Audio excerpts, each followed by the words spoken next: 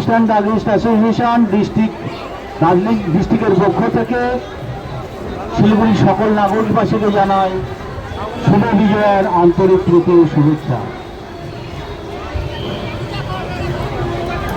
এই মুহূর্তে নিরঞ্জন ঘাটের দিকে এগিয়ে চলছে শতাক্ষী ক্লাব। সুসজ্জিতভাবে ওনাদের প্রোগ্রাম চলছে, কার্নিভালের প্রোগ্রাম চলছে ওনাদের শতাক্ষী ক্লাব অ্যাসোসিয়েশন।